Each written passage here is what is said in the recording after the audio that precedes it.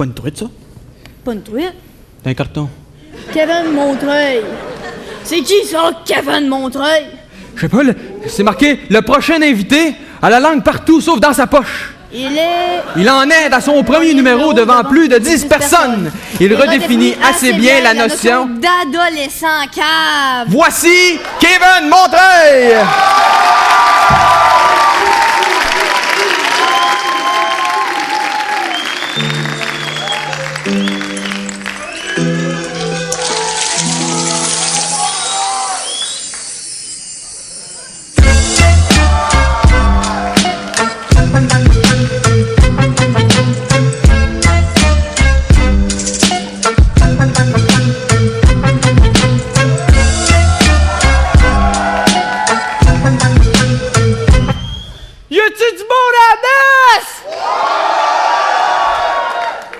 Moi, ce que j'ai pu constater grâce à mes 17 années d'expérience dans un domaine dont je me spécialise fort bien, celui de l'adolescent cave, c'est que peu importe comment va être le nouveau chum de ton ex, dans ton cœur et ton esprit de mâle, le nouveau chum en question va être assurément un trou de cul. Non, mais les gars, on s'entend. Ouais, mais tu le connais même pas. Non, c'est un trou de cul! Pourquoi? Parce qu'il échange ses fluides corporaux avec une fille qui veut plus les échanger avec toi. Ce qui laisse automatiquement sous-entendre que lui, il est probablement meilleur, mais que elle, en usant de son hypocrisie féminine, est la seule à détenir le prestigieux secret sur la taille de son prolifique cigare à moustache. Non, mais c'est vrai que nos ex sont hypocrites avec nous autres. T'as croisé dans la rue une couple d'années plus tard. Salut, comment ça va? T'as donc échangé? Pendant que lui, à l'autre bout, il y a peut-être le monstre sacré caché dans ses bobettes.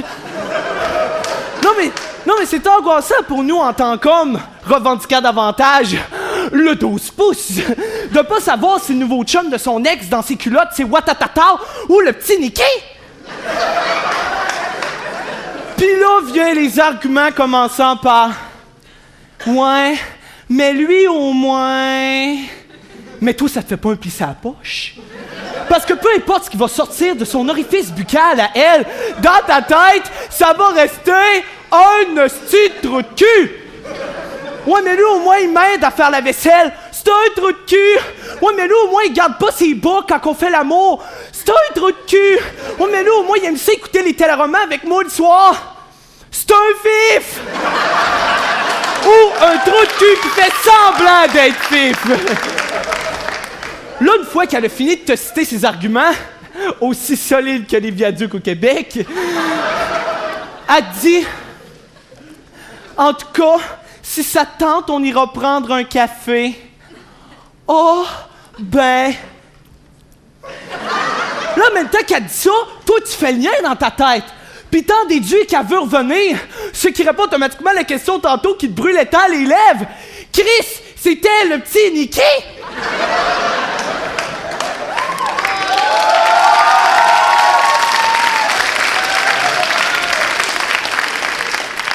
Je sais pas si vous en avez entendu parler, mais là, c'est rendu qu'ils pensent à faire des pubs McDo.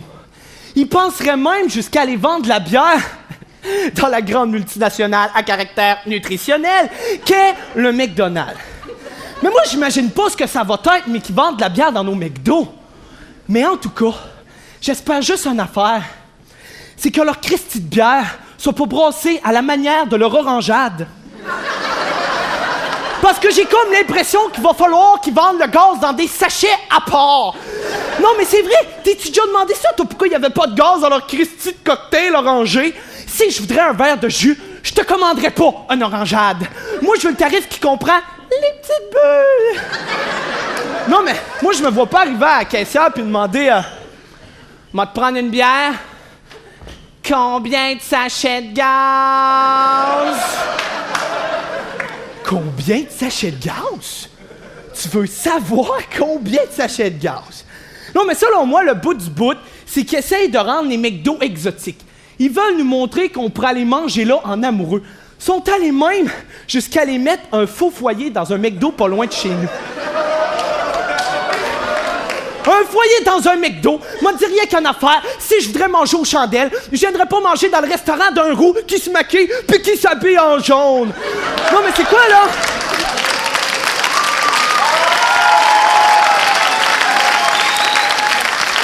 Non, mais c'est quoi, là? Il pense qu'on va arriver à la caissière? Oui, je vais vous prendre un cheese double en entrée, ainsi qu'une grande frite et votre meilleure bouteille de champagne. Combien de sachets de gaz? Non! Non!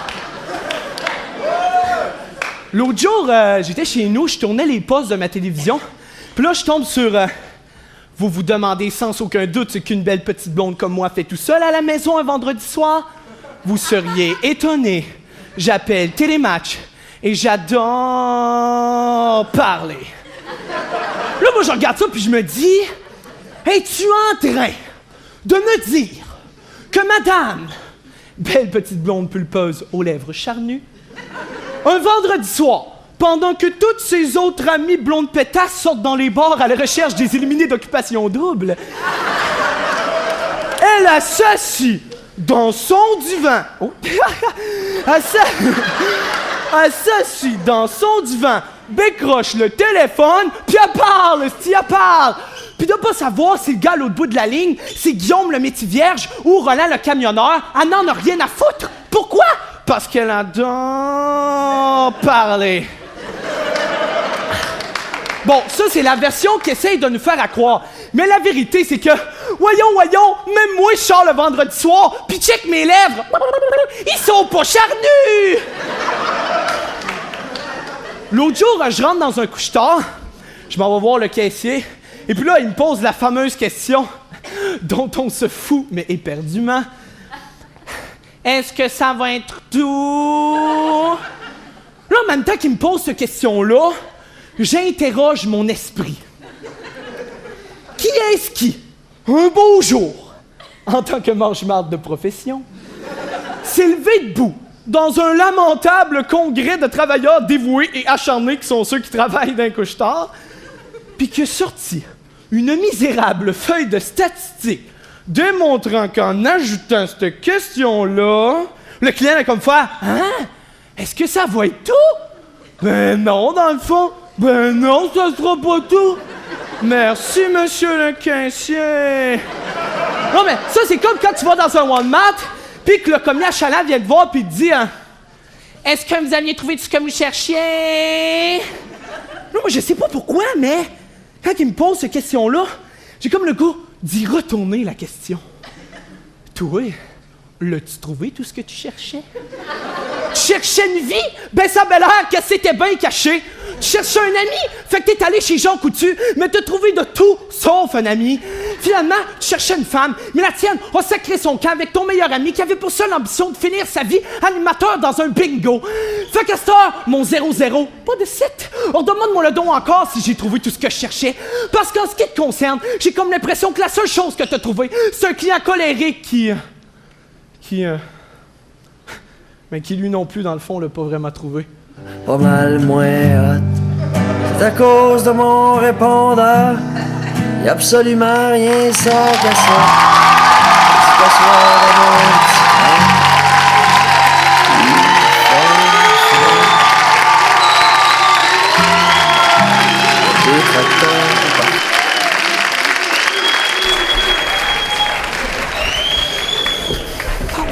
Oh!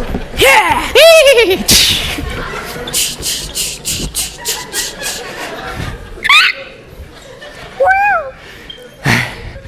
Hey man! Yeah. Moi aussi, j'ai participé à ça, cégep en spectacle. Ah, ouais! Ouais, sauf que moi, c'était à Saint-Tite. Oh! Ben, moi tout, j'ai participé à au cégep en spectacle, puis j'avais fait une toune. Ça ressemblait à ça.